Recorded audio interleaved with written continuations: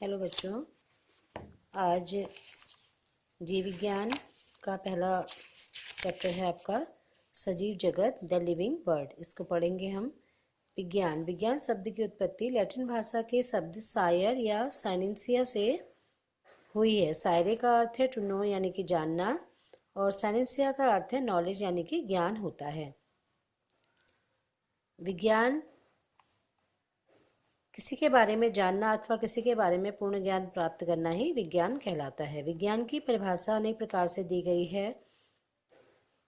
सामान्य रूप से किसी कारण की खोज में वास्तविक निरीक्षण एवं परीक्षणों द्वारा प्राप्त तथ्यों पर आधारित परिष्कृत एवं क्रमबद्ध ज्ञान को ही विज्ञान कहते हैं। आप लोगों ने छोटी क्लास में पढ़ा होगा कि विज्ञान क्रमबद्ध एवं व्यवस्थित ज्ञान को ही विज्ञान कहते हैं या कहा जाता है। विज्ञान की मुख्य रूप से दो शाखाएं होती हैं, भौतिक विज्ञान और जीव विज्ञान। भौतिक विज्ञान के अंतर्गत प्रकृति के निर्जीव पदार्थ नॉन लिविंग मैटर्स का अध्ययन करते हैं। इनमें भौतिकी, रसायन विज्ञान, भूगर्भ विज्ञान आदि शाखाएं आती हैं, जबकि जीव विज्ञान में प्रकृति के समस्त जीवित पदार्थों अर्थात जीवों का अध्ययन किया जाता है। अब है आपका जीव विज्ञान बायोलॉजी। विज्ञान की वह शाखा जिसमें सजीवों का अध्ययन किया जाता है उसे हम जीव विज्ञान कहते हैं। बायोलॉजी शब्द ग्रीक भाषा के दो शब्दों से मिलकर बना है, बायोस तथा लोगोस।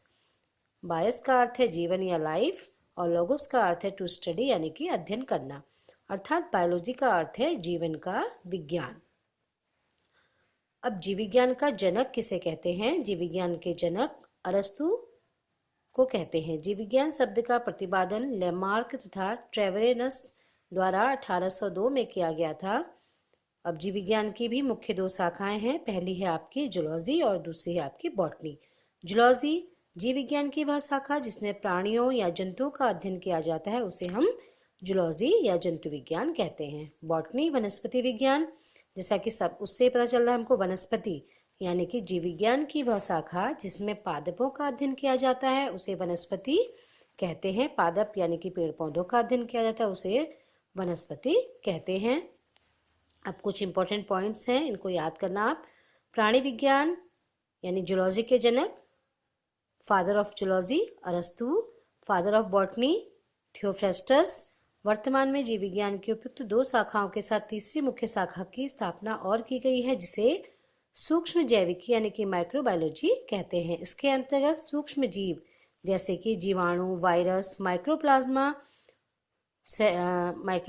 शैवाल व फंगाई कवकों का अध्ययन किया जाता है। एंटोनी वॉन ल्यूवेनहॉक को सूक्ष्म जैविकी का जनक कहा जाता है।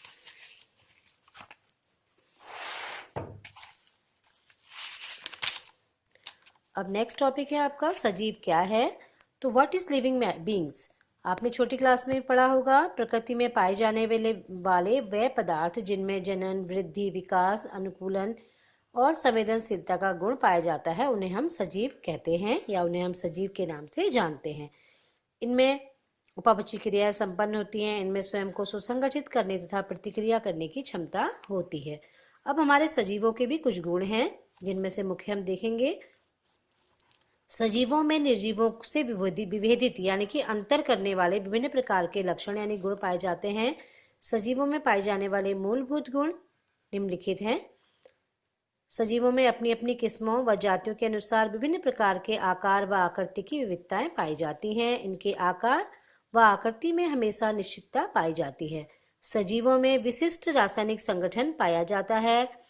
इनमें बड़े व जटिल कार्बनिक पदार्थों से बना रासायनिक तंत्र पाया जाता है। सजीवों में जीव द्रव्य उपस्थित होता है। जीव द्रव्य जीवन का भौतिक आधार है।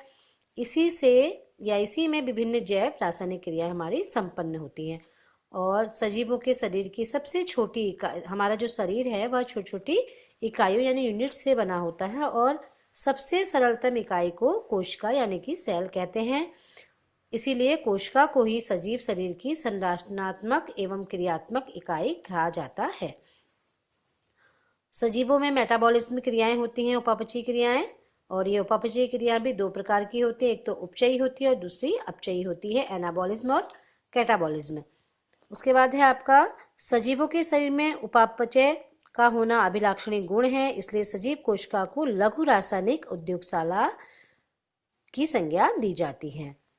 सजीवों में गति की क्रिया होती है, लेकिन जो हरे पेड़ पौधे हैं उनमें यह जो पादप है वह यह आपका अपवाद है। इनमें गति व गमन आंतरिक बलों के प्रभाव से होती है। वृद्धि एवं विकास का गुण सजीवों का मूलभूत लक्षण है जो इन्हें निर्जीवों से विभेदित करता है। पादप भी हमारे सजीव हैं क्योंकि उनमें भी वृद्धि होती है, बढ़ते हैं वो, लेकिन हाँ एक स्थान से दूसरे स्थान पर गति नहीं कर पाते हैं। सजीवों में संवेदनशीलता का अभिलाक्षणिक गुण पाया जाता है। हम भी सजीव हैं या कोई भी सजीव आप जिनमें ये वृद्धि विकास के लक्षण पाए जाते हैं, अगर हमारे हाथ को हम किसी गर्म वस्तु पर रखते हैं तो वह हमारा हाथ खुद ही वहां पर से क्या हो जाएगा, हट जाएगा, क्योंकि उसमें संवेदनशीलता हुई। इस गुण को संवेदनशीलता कहते हैं। और दूसरा, हमारा हाथ गर्म चीज पे लगा और हमने उस हाथ को वहां पर से हटा लिया तो वो कहलाएगा आपका उद्दीपन, यानी कि अनुक्रिया हुई, रेस्पॉन्स हमारा हुआ।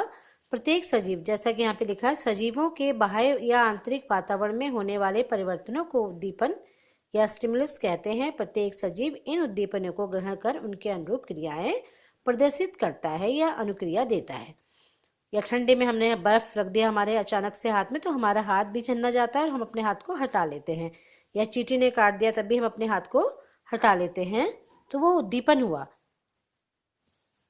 सजीवों में जनन का यानी कि रिप्रोडक्शन का गुण पाया जाता है। इन्हीं के द्वारा पीढ़ी दर पीढ़ी हमारा वंश वृद्धि करता रहता है। और सजीवों में आनुवांशिक पदार्थ पाए जाते हैं जो लक्षणों को एक पीढ़ी से दूसरी पीढ़ी में स्थानांतरित करते हैं।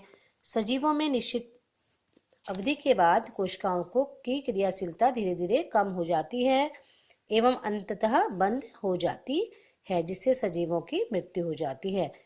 इन्हीं लक्षणों से हम सजीवों और निर्जीवों में अंतर कर सकते हैं।